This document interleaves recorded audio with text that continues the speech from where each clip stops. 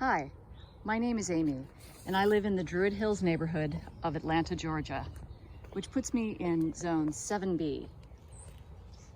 Let's take a walk around the garden. Our garden contains a lot of plants that are easy to grow in Atlanta, like hellebores and irises.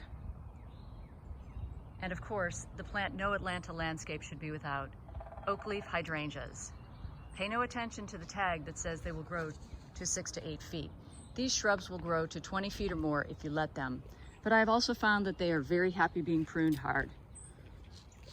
I planted a few Solomon seals several years ago, and they come up without fail. In fact, there are some growing through this pile of mulch. We lost a 150-year-old oak during Hurricane Zeta. Luckily, it fell into the street. The tree was removed and the stump ground, and still the Solomon seal grew through all that. One of the lessons of the garden for me is perseverance. I never give up on plants. They have quite a strong will to live. Years ago, we eliminated the lawn that stretched from the house all the way to the sidewalk, and we replaced it with shrubs, ground covers, perennials, and paths. One of those ground covers is Asiatic jasmine. It's indestructible and you can walk on it. In the early years, you have to weed it, but after it establishes itself, it's a wonderful lawn between shrub beds. In addition to the oak leaf hydrangea, we also have autoleucon laurel, shown here in the back in bloom. It's a glossy leaf evergreen shrub that makes a nice foundation plant. And in front of that, we have dwarf Yaupon holly. This is a wonderful shrub for Atlanta. It looks a lot like boxwood, but doesn't have the blight that is threatening boxwoods in Atlanta. We were lucky enough to find a source of about 25 free shrubs. They were ours for the taking if we dug them out. And now for the vegetable garden part of the tour. It's really quite small, but in it we grow rainbow chard, several different types of kale, a few different types of mustard greens, and a new to me green that I'm told is very delicious. It's called kamatsuna. I also really love having fresh herbs for cooking. We have parsley that earlier this spring was nibbled to the ground by a very fat bunny. We have several different types of thyme, and of course, rosemary. When some of these winter greens are done, I will add basil to the garden, and green beans, and maybe cherry tomatoes. It's such a small space, but we enjoy salads all summer. I give a lot of kale away, and I freeze it for smoothies. It's really fun to see what you can grow in a very small space. In fact, if space is in short supply, you can grow a lot in pots.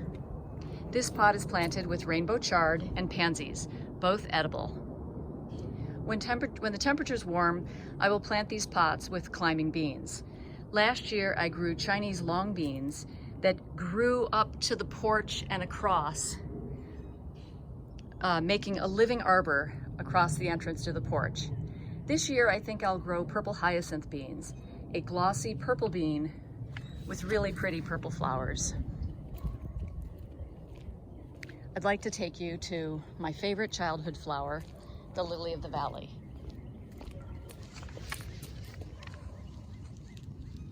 I have one in bloom here. I grew up in Chicago, or Zone 5B, where we had tons of lily of the valley in our yard. It's the first plant I remember as a child.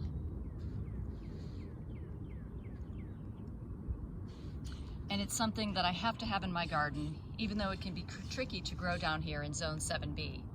Its scent reminds me of playing in my yard as a little girl. I received these lily of the valley from an Instagram friend, and I look forward to their blooming every spring. That's a gift of the garden. Our plants are reminders of our friends. Most of my original hellebores were given to me after a family member died. Seeing them bloom every Lent reminds me of her and of friends who were so kind during a difficult time.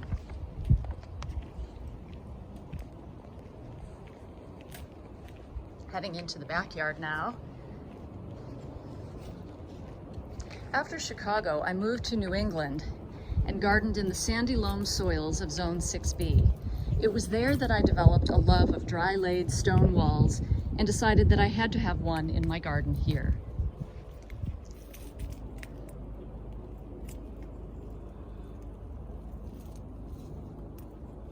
I let the ferns grow next to it, and I love that the Vinca minor has just made a place at its base. Above the stone wall is the Lady in Red hydrangea. This is a beautiful lace cap that blooms pink and blue on the same plant. It looks like it's almost ready to bloom. Another lesson of the garden is adaptability. That is, that we must be willing to change and adapt as our surroundings do. Our backyard used to be very sunny until the neighbors' trees grew tall and shaded out our yard. This is the old parterre garden where we used to grow all sorts of vegetables. And sadly, it's too shady to grow vegetables here now.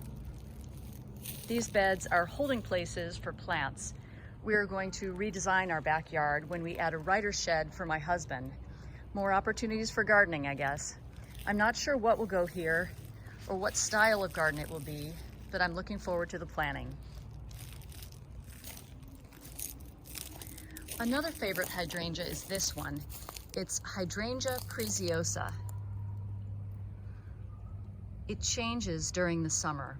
It blooms an ivory color, and then some of the blossoms turn blue while others turn pink, and ultimately all of them turn sort of burgundy by midsummer. It's just a perfect hydrangea. Another one of my childhood favorites are the peonies. I don't know if I've seen as many buds as are on this shrub this year. This is a plant that prefers colder climates, but we southern gardeners can coax them to bloom with a few tricks, like making sure they are planted high with their roots almost showing.